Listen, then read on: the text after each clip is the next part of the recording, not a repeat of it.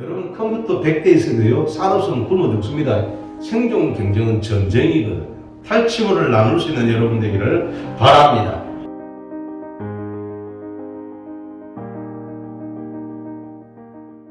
예수님께서 오십니다라는 제목의 말씀이 세 번째가 되겠습니다. 예수님이 여보셨느냐라고 질문을 할 수가 있습니다. 예수님이 오심에 대한 예언은 오래된 약속이라고 말씀을 드렸습니다. 어느 정도냐? 아담이 범죄를 하자 말자 약속해 주셨습니다. 그러므로 이것은 태고적 이야기라고 할 수가 있습니다. 그것이 얼마나 오래됐는지, 성경의 연대기만 봐야 되는지, 더 오래됐는지, 그거는 해석에 따라 달라지니까 여기서는 말씀드리지를 않겠습니다.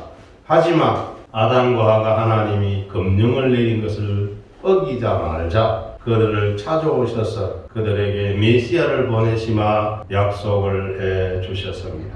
그 메시아를 기다리고 기다리다가 이제 결국은 오는데 오는 과정 가운데 이사야가 예언하지요. 예수님이 오시면 무슨 일이 일어날 건지에 대해서 이야기를 해주고 있습니다. 예수님이 없는 세상, 예수님이 오시기 전에 세상에 대해서 말씀하는데 창세기 1장 1절 이하에 보면 흑암이 깊음 위에 있고 라고 했습니다. 땅이 혼돈하다라고 말씀하고 있습니다.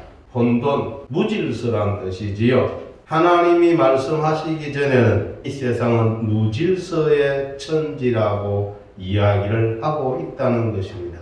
사람은 의롭게 살고 싶고 착하게 살고 싶고 라고 이야기는 하지만 이야기고 생각이고 말뿐이지 그렇게 산다는 게 인간의 본성에 맞지 않는 것인지 그것이 참 힘들다라는 것을 알 수가 있습니다.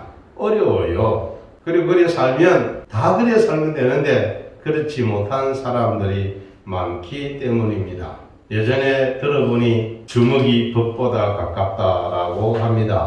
힘센 사람이 힘 약한 사람을 지배한다는 뜻이라는 거지요. 근데 그게 어디 그냥 민초들만의 이야기인가요? 아니라는 것을 오늘날 우리가 많이 보고 있습니다. 그렇습니다. 이 세상은요, 아담과 하와가 범죄한 이후로 평강이 사라져 버렸습니다. 안식이 사라져 버렸습니다. 제가 그런 얘기 드렸지요. 아담과 하와가 범죄한 것은 한편으로는 사단과의 전쟁에서 패배했다고. 우린 그냥 아담과 하와가 선악과를 먹어서 죄 지은 거라고만 얘기하고 지나갈 수도 있겠지만 사실 엄밀히 따지면 아담과 뱀이 사단이 전쟁을 벌였는데 그 전쟁에 아담이 패배를 했다라는 겁니다. 졌다라는 겁니다. 그래서 성경은 진자는 이긴 자의 종이 된다라고 하였습니다. 진자는 이긴 자의 종이 되었기 때문에 성경은 사람에 대해서 말씀하시기를 죄의 종이라, 마귀의 종이라, 심지어는 마귀의 자식이라고까지 말합니다. 하나님의 자녀였던, 하나님의 대리자였던 지위에서 짐으로 말미암아서 그 대리자의 지위를 빼앗기고 말았다라는 거지요. 왕관이 벗겨졌다라는 얘기입니다. 왕위에서 쫓겨났다라는 겁니다. 그 왕위를 누가 차지한 거요? 마귀가 가져가 버렸다는 거지요. 그래서 마귀가 예수님을 시험할 때 뭐라고 얘기합니까? 이것은 내게서 준 것인데 네가 내게 절하면 주겠다라고 말하지요. 자기가 빼앗은 거라는 거예요. 거기서 봤을 때 아담과 사단은 전쟁을 벌인 것이구나. 우리 눈에 안 보이고 성경도 그렇게 구체적으로 말씀해 주진 않습니다만 이건 전쟁이 일어나고 그 전쟁에 아담이 져버렸구나. 그래서 인간의 원수는 원수 마귀인 줄로 아시기를 바랍니다. 사단이 인간의 원수입니다. 인간의 대적은 마귀입니다. 그래서 이 마귀로 인해서 온 세상이 시끄럽지요. 그래서 성경은 온 천하를 꿰는 자라고도 마귀의 정체에 대해서 말씀을 해주고 있습니다. 그래서 우리 예수님이 오신다라는 거예요. 오늘 보니까 1절에 이렇게 시작합니다. 제가 첫 번째, 두 번째까지는 예수님이 오셔서 일어난 일에 대해서 말씀을 한 3분의 2 정도 말씀드렸지요. 앞으로 3분의 1 더 남았는데 그 중간에 지금 예수님이 오셔야 될 이유에 대해서 말씀을 드리려고 합니다. 여기 보니까 전에 고통받던 자들이라는 성경이 나옵니다. 전에 고통받는 자들. 여러분, 원수 앞에는 고통을 당할 수밖에 없다는 거 아니겠습니까? 학창시절에 자기를 괴롭히는 사람 만나면 살이 벌벌 떨리겠지요. 그 참 요즘 왕따도 있고 별게 다 있던데 참 이상해요. 지금 시대가 참 많이 달라졌는데 저는 그것을 보고 더 악해졌다 이렇게 표현하고 싶습니다. 최소한 40년, 50년 전보다는 더 악해진 것 같아. 그렇기 때문에 아이들 세상도 완전히 약육강식이라는 것을 볼 수가 있습니다. 예, 약육강식이에요. 약한 자는 먹히고 강한 자는 먹는 정글 같은 세상을 아이들이 나와서 생활한다는 것입니다. 아이들이 만나면 몇 평에 사는 것도 따진다고 하지 않습니까? 이해가 됩니까? 이해가 안 되지 않습니까? 이게요, 인간이 가지고 있는 제약의 정화한 모습이에요. 내가 너보다 높다라는 그런 전제를 깔고 있다라는 거예요. 이건 아무리 바꾸려도요, 제도권을 아무리 바꿔서 바로 가고 싶어도 그게 잘 안 되게 돼 있습니다. 왜 그래요? 사람은 근본적으로 교만하기 때문에, 거만하기 때문입니다. 그래서 그 일이 잘 안 된다는 거예요. 그걸 아무리 어떻게 하려도 이게 잘 안 돼요. 아무리 제도가 좋아도 그 제도의 허점은 있게 돼 있습니다. 그래서 법꾸라지란 말이 있고 별 얘기가 다 있잖아요. 선하게 사용되기 위해서 만들어진 제도들이 사람에 의해서 굴곡이 있어서 사람을 괴롭히는 제도가 되고 만다라는 겁니다. 결국 뭐예요? 제도의 문제가 아니고 사람에 대한 문제라는 겁니다. 사람이 바라져야, 사람이 정직해져야, 사람이 올바라져야 그런 문제가 사라진다라는 것을 아시기를 바랍니다. 사람은 안 바뀌는데 제도만 바뀌면 제도의 허점을 파고든다는 거예요. 아무리 제도를 좋게 만들어도 답이 없는 거예요. 여러분, 이 세상 제도 중에서 가장 좋은 제도가 어딜까요? 어느 곳에 있을까요? 민주주의에 있을까요? 공산주의에 있을까요? 자본주의에 있을까요? 도대체 어디 있을까요? 없어요. 제일 좋은 법이라서는 성경의 법도 사람이 어기는데 성경의 법보다 못한 게 헌법이고 이런 거예요. 사실 따지고 보면은. 그런데도 불구하고 뭘 하나 지킵니까? 과도한 제어 장치는 반발을 불러일으킨다라는 거 아닙니까? 예를 들면 교통 요즘 이제 50km, 30km 바뀌는데 여러분 자동차가 최고 시속 우리 차는 많이 안 나가는 게 180km예요. 시속 최고가. 그래서 계속 크게 밟으면 160km 논다더라고요. 근데 50km 도로로 달리라면 달리지겠습니까? 이론은 맞아요. 이론은 맞는데 그게 잘 안 된다는 거예요. 그게 어떻게 그래 되면 결국 모든 사람을 범법자로 만든다는 거예요. 이게 참 그게 굉장히 문제고 아이러니한 거예요. 이리 하면 좋을 줄 알았는데 안 된다는 거예요. 아무리 법을 만들어도 그 법을 피해가는 사람들이 있거든요. 그럼 피해가는 사람 보면 피하지 않은 사람들은 어떻게 돼요? 반발이 일어날 수밖에 없는 거예요. 이걸 반발을 못하니 고통받는 거지요. 전에 고통받는 자들에게는 허감이 없다라고 했습니다. 고통이 허감이라는 거예요. 깜깜한 밤이라는 거예요. 캄캄한 데 다니는 게 얼마나 힘든 줄 아십니까? 불빛 하나 없는데 산길을 걸어가 보십시오. 가다가 넘어지고 구부러지고 난리가 나지요. 잘못은 낭떠니 떨어질 수도 있고요. 허감에 다닌다는 말은 바로 이런 위험을 내포하고 그 위험 속에 산다라는 거예요. 그래서 오늘 성경에 고통받는데도 허감이 없다. 그게 왜 그런가 보니까 이쪽에는 여호와께서 서불론 땅과 납달리 땅이 멸시를 당하게 하셨더니 이랬습니다. 아, 세상에 멸시를 당하는 땅이 있구나. 멸시당하는 사람 동네가 있어요. 우리나라도 멸시당하는 동네가 있지 않습니까? 있었지요. 지금도 있다고 할 수 있고요. 멸시를 당해요. 그렇게 고통받는 땅이 있다라는 거예요. 여기 서불론 땅과 납달리 땅이라고 하는데 이게 외곽 지역이란 뜻이에요. 예루살렘이 아니고 외곽 지역이에요. 도시에 수도보다 멀리 떨어진 곳은 아무래도 외곽 지역이니 그곳이 왕따당하는 땅이다 라는 뜻이지요. 그래서 그런 땅을 허가합니다 라고 합니다. 목민심성각했던 적양규란 선생이 자기 자손들에게 한양 사대문 밖을 떠나지 말아라고 했다고 그래요. 무슨 얘기예요? 그것 말고는 멸시당하는 땅이니까 절대로 떠나지 말아라고 했다는 거예요. 좋은 책을 지은 훌륭한 분임에도 불구하고 좋은 땅에 있어라 그런 뜻 아니겠어요? 근데 성경은 뭐라고요? 좋은 땅, 나쁜 땅 필요 없고 하나님이 함께 하시는 땅이 좋은 땅이 된다라고 하는 줄로 믿기를 바랍니다. 그래서 위에는 해변길과 요단 쪽 이방인 갈릴리를 영화롭게 하셨다라고 했습니다. 갈릴리가 어떻게 영화로워질 수 있습니까? 나다나엘을 찾아와서 빌립이 말합니다. 모세가 기록하였고 선지자들이 말한 일을 내가 만났으니 곧 나사렛 예수라고 얘기를 합니다. 예수님을 뭐라고 불러요? 나사렛 예수라고 합니다. 우리는 그냥 나사렛 예수라고 했지 하는데 나사렛 예수에는 말은 앞에 나사렛은 의미가 붙어 있습니다. 이유가 있습니다. 우리는 성경을 통해서 정확히 다 밝힐 수 없지만 히브리 사람들 나사렛이라는 의미를 알고 있다라는 거예요. 그때 뭐라고 합니까? 나사렛에서 어찌 선한 것이 날 수 있겠느냐 그러지요. 그 말은 나다넬이 나사렛에 대한 의미를 잘 모르고 있다라는 뜻이에요. 빌립은 나사렛에 대한 의미를 알고 있을 거예요. 나사렛이 무슨 뜻일까? 이사야 11장 이하에 보면 이새의 줄기에서 한 가지가 나며 그랬습니다. 이새의 줄기가 한 가지예요. 한 가지가 뭘까? 여기 한 가지의 히브리어 음력을 하면 넷째를 해요. 그걸 그 나사렛이라면 돼요. 나사렛. 우리는 번역할 때 넷째로 이런 걸 그냥 나사렛이라고 번역해요.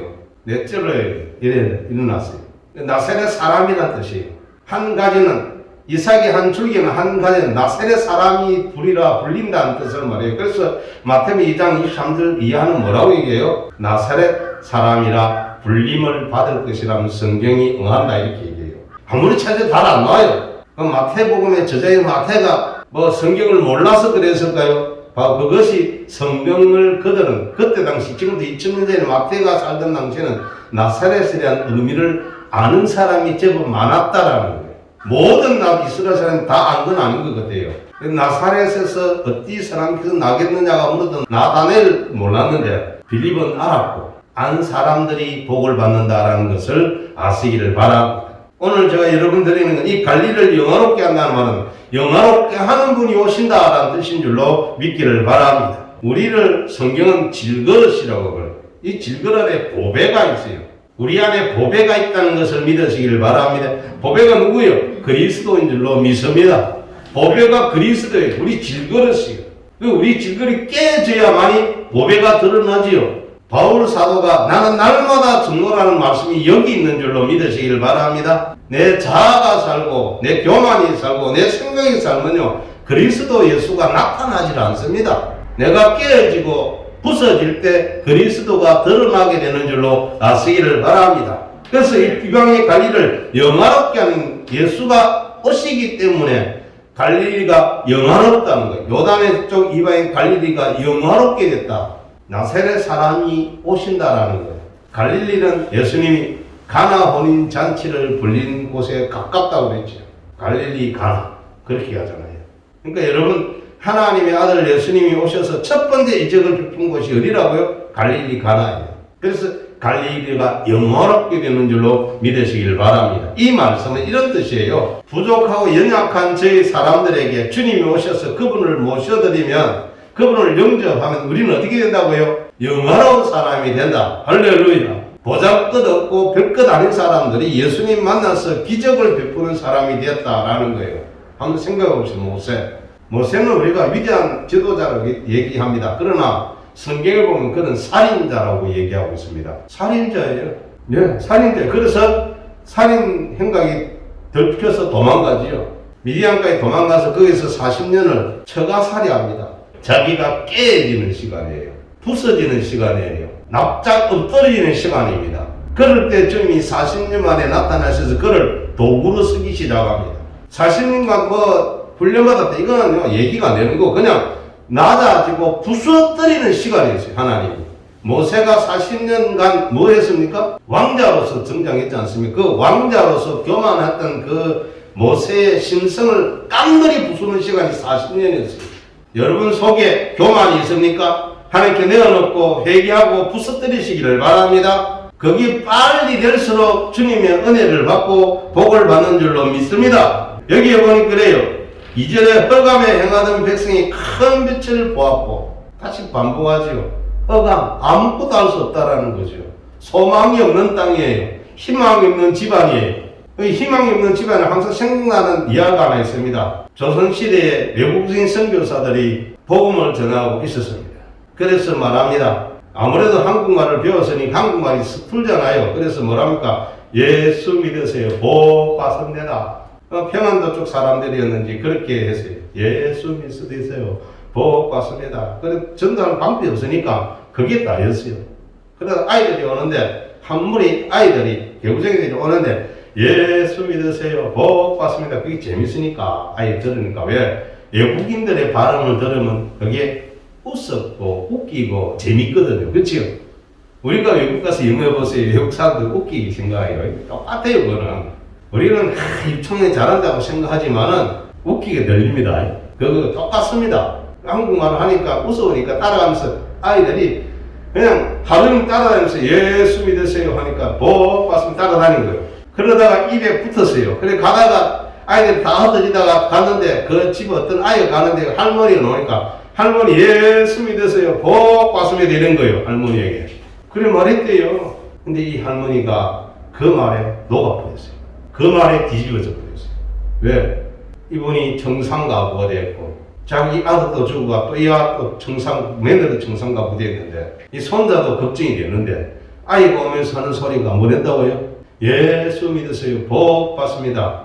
성황당에서 죄를 지내고 성주신에게 죄를 지나고 예전에는 우리나라에 조선시대에요. 부엌이랑 부엌신이 있고 복가신이 있고 화장실 변소신이 있고 별신이 다 있었어요. 조상 생긴다고 살 떠가지고 모셔놓고 그렇게 했는데 자기 남편 돌아가셨지 아들 빨리 갔지 손자도 걱정되지 건강하지 못했던 것 같아요. 그래서 복 받습니다 소리 듣고 그래 우리가 수십 년간 조상 섬긴다고 했지만 이게 잘못된 거구나. 예수가 누군지 뭐 좀 믿겠다. 그리고 복 받자. 할렐루야. 우린 그 이상이 들리지요. 이 말씀과 맞는 거예요. 흑암에 있을 때는 우리가 아무리 죄를 짓고 있으면 죄인 줄도 몰라요. 뻔뻔하게 나가는 거예요. 자기가 잘못 하나도 모르는 거예요. 어떤 곳에 있으면 그리 되는 거예요. 집단적으로 그리 될 수가 있어요. 그래서 보세요. 흑암에 행하던 백성이에요. 깜깜한데 죄 가운데서 모르는 건데 이 할머니는 뼈저리게 느낀 거예요. 탈출구가 없는 거예요. 근데 누구 손자 오면서 예수 믿으세요. 복 받습니다. 예수는 누군지 일단 모시고 믿고 보자. 그래가지고 그 집안에 모든 우상 달리고 다 빠져 다 깨뜨리고 불질러 뿌리고 그때부터 예수 믿었답니다. 할렐루야. 그러자 그 집안이 바뀌기 시작했대요. 변화되기 시작했대요. 기적이 일어났대요. 예수 믿고부터 그 집안이 일어나기 시작하는데 기적 같은 일이 일어났다는 거예요.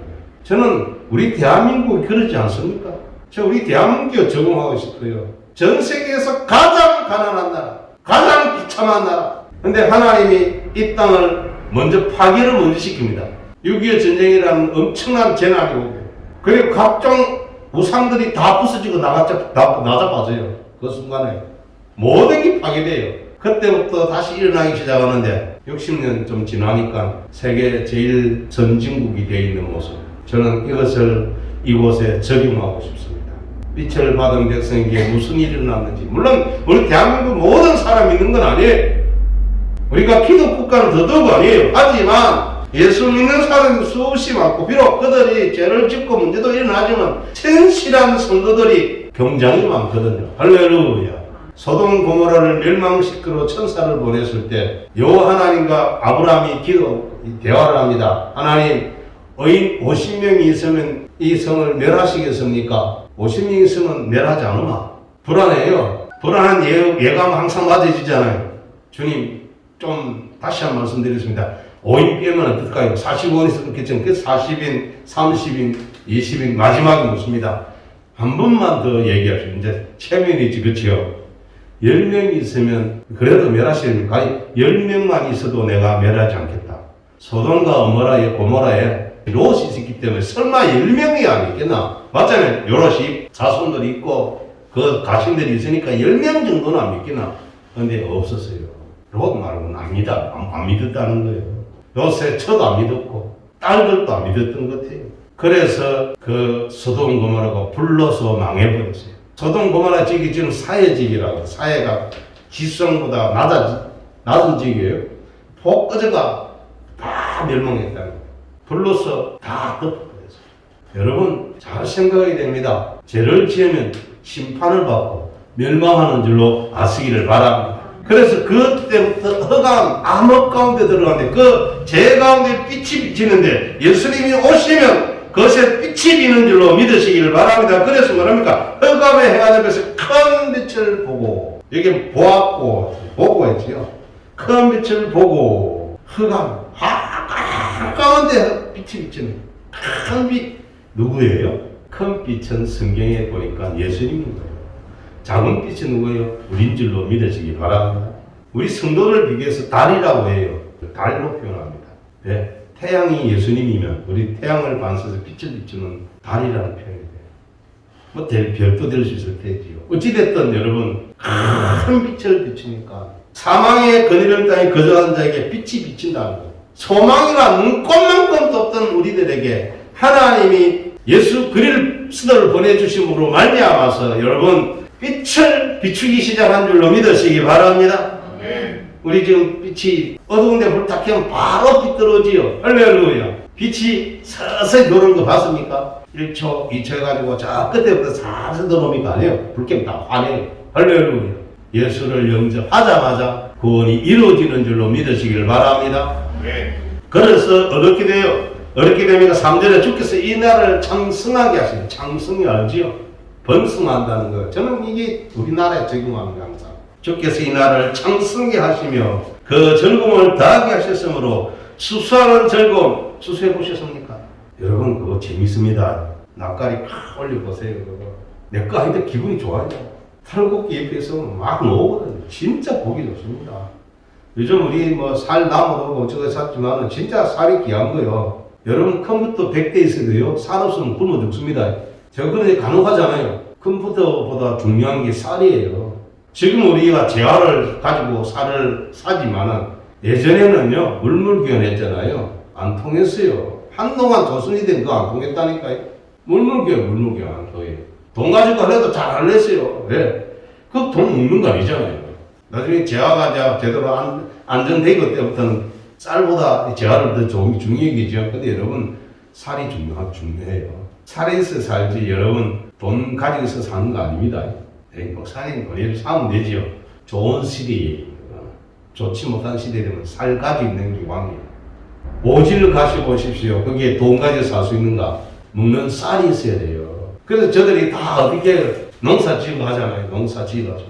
사람이 사는 거는 여러분 컴퓨터로 사는 거 아니고 뭐 차로 사는 거 아니고 뭐로 살아요? 쌀하고 물하고 다 먹는 것으로 사는 거예요. 다른 거는 못 삽니다. 착각을 자꾸 하는데 아니에요.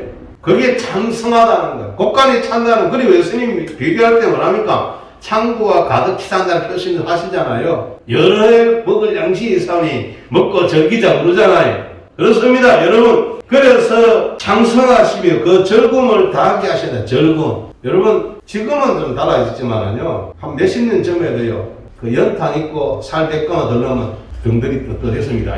지금은 아니지요. 몇십 년 전에도 연탄 있고 살 있으면 됐어요. 돈 되게 많은 집은 모르고 보통 사람들은 그거 보면 겨울 되기 전에 살을 몇 가마 들르고 겨울 되기 전에 연탄 막 들라요. 지금은 연탄 들을 필요 없습니다. 가스가 있으니 그치요. 그게 뭐예요?